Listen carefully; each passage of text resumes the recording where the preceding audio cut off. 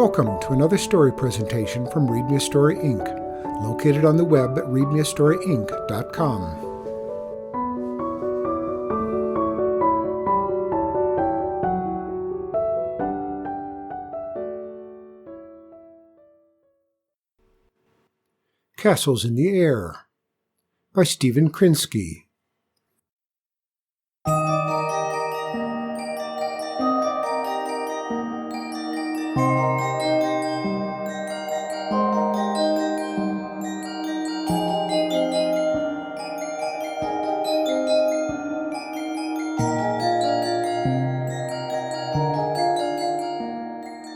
A long time ago, there lived a king newly come to the throne. He was not a young man, however, for his father had ruled for many years. As was the custom, he settled major disputes within the kingdom, hunted wild boars in the forest, and hosted sumptuous banquets on important holidays. His chief delight, though, was not his official duties but his inventions. The king tinkered endlessly with every kind of mechanical device and building structure, sometimes successfully and sometimes not. His castle and the countryside were littered with abandoned projects. As was also the custom, the king wooed princesses both near and far, each one more beautiful than the last. He was ill at ease making flowery speeches or giving costly gifts. The only thing he readily exchanged were his ideas. The princesses, though, rather liked receiving flowery compliments and priceless baubles, and a daydreaming king was no substitute for that. Beyond the village surrounding the royal castle, a spinster had settled in a small cottage. She was not rich or pretty, but decidedly clever, being especially skilled in magical lore. Hopeful heroes flocked daily to her door for help. They were handsome fellows, resplendent in their armor, who had sworn to fight a dragon, giant, or the like for the love of a fair maiden. The battles to come were all they spoke of. Though the spinster aided them in her fashion, she never envied the fair maidens. If heroes were nothing more than ruddy cheeks and strong sword arms, then she could do without them. Most often her visitors came and went on the post road nearby. It was heavily traveled, but sadly neglected, and now stood pockmarked with holes. Stumbling horses threw down a great many riders, all of whom beseeched her for assistance. This troubled the spinster. Healing balms were expensive, and she could ill afford to spare the time from her work. Yet not until a disabled carriage put into her care 6 flustered passengers at once did she finally lose her temper. And lost it remained. Since only the king had the resources to improve the road to her liking, to the king she would go. The royal castle was larger up close than she had imagined it from afar. Taking a deep breath, she strode across the drawbridge into a bustling courtyard. "Bring me to the king," she snapped to a liveried page. He was trained to follow orders and led her immediately to the throne room. The polished tables, thick tapestries, and golden candelabras furnished an imposing setting, but the spinster hardly noticed. Her attention was drawn to the king, who was sitting on the floor next to a pile of blocks. "Good afternoon, your majesty," she said, remembering her manners. "Shh," he replied, forgetting his entirely. Without glancing up, he went on stacking blocks on top of each other. They shortly began to sway and, despite King's protests, soon toppled over. He muttered to himself and called for more blocks. The spinster was tapped on the shoulder. "I am afraid the king is not giving audiences today," said his trusted chief adviser. "He has been studying towers of late and is consumed by the notion of building one with 3 turrets. Towers and turrets were not her concern, but the spinster was intrigued by the king's fervor. She left quietly, promising to come back on the morrow. True to her word, the spinster returned the next day. This time there were no blocks in the throne room. Instead, the king was sitting amid a mound of papers that were covered with sketches and notes. A quill sat limply in his hand. The spinster curtsied. "Your Majesty," she said, "I ask a boon. The road near my cottage is marred by ruts and holes. It grows more dangerous with every rainfall. Could you please see to its repair?" The king began to scribble while she spoke, and continued to write after she had stopped. His nose was wrinkled, and the creases ran deep in his forehead. It was not a heroic face, the spinster decided, but she warmed to it none the less. "Why are you blushing?" the king demanded, abruptly crushing a flawed design. The spinster stammered something about the heat. "Oh," he said. "Now, what was it you wanted?" "Ah, yes, I remember. A dangerous road, repairs, and so forth." He reflected briefly. "Not much flair in that." "Flair has its place, sire, but I do need your help." Her reproachful tone surprised the king.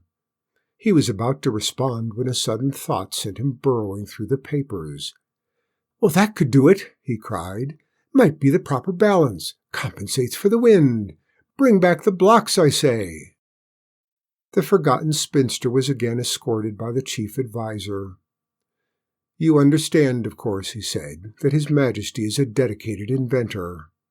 He smiled graciously. "And after all, it is his right to build castles in the air." The spinster stared ahead angrily. "If that's what he wants," she murmured, "it can be arranged." Several days later the king returned from a hunt to find his chief adviser anxiously awaiting him. "Sire," he said, "I bear strange tidings. The duke's castle is floating hundreds of feet above the ground." The king was impressed, though not a little puzzled. How did the duke contrive such a feat, he wondered, shaking his head. I can't even manage that tower. Perhaps the duke doesn't use blocks. It was not his idea, sire. The duke has dropped repeated messages to that effect from the walls. In fact, he seems to think it's something you arranged. The chief adviser paused. As you recall, the duke is rather excitable. The king sighed. I only wish I was responsible. Still, I must see the castle for myself. Ready a fresh horse at once. The king was gone all afternoon. When he did return, his face glowed with excitement. He wandered through the halls telling everyone what a remarkable sight he had witnessed. One of the pages found him in the kitchen describing the scene in great detail to the cooks and scullery maids. The page announced a visitor. "Very well," said the king. "I'll be up in a moment." It was the spinster who awaited him.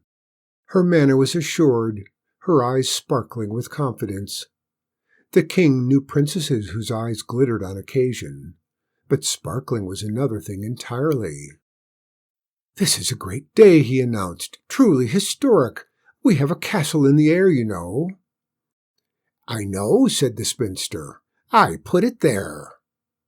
The king clapped his hands. "You accomplished this marvel," he cried. "What imagination!" He beckoned her forward. "Come, tell me how it's done." The spinster was confused.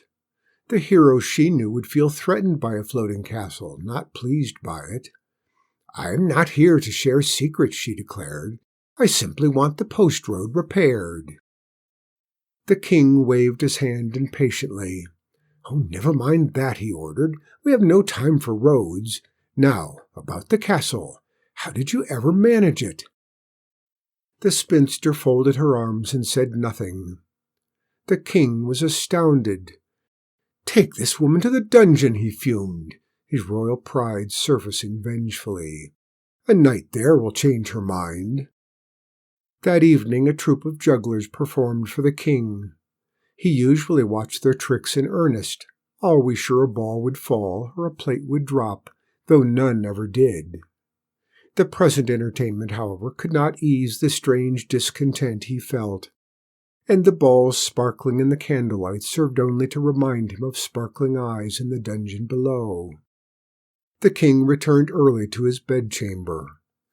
There the silence lay heavily about, unbroken save by his occasional mutterings. The king's thoughts churned from one to another like cream into butter, but none of them were any comfort to him. Weariness overcame him at last, and he slept fitfully till dawn. Sunrise found the chief adviser rushing into the royal bedchamber without knocking.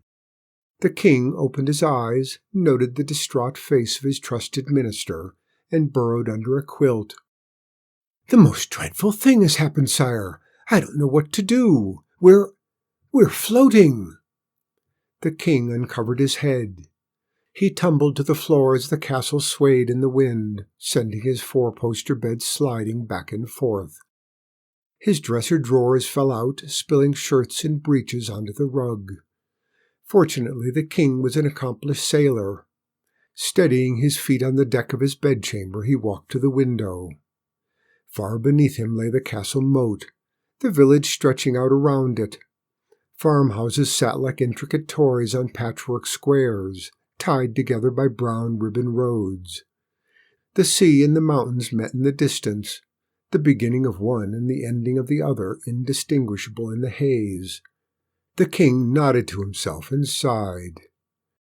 "Are you all right, Your Majesty?" the chief adviser asked. The king turned almost reluctantly from the window. He smiled nervously.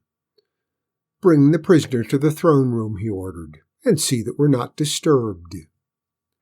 The spinster had been anticipating the royal summons, and she entered the throne room prepared for a burst of the king's temper. She was determined to have her own way, but she was a little sorry the three-turreted tower couldn't be part of the conversation. She had several suggestions to make. Instead of the angry shout she expected, however, the king simply stared at her.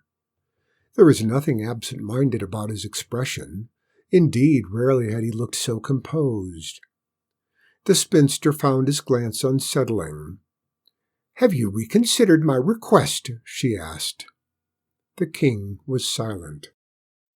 "I should add that until you see reason, the castle will not descend. You will be able to give the matter your full attention."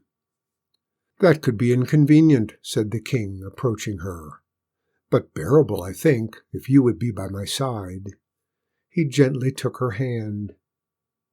Whatever the spinster's initial reaction, the king proved quite persuasive in the end. Their marriage took place a fortnight after the two castles returned to the ground.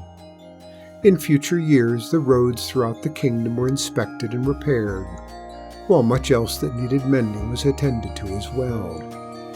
And on the site of the Queen's former cottage, a splendid three-turreted tower was built, to the lasting admiration of everyone who passed it.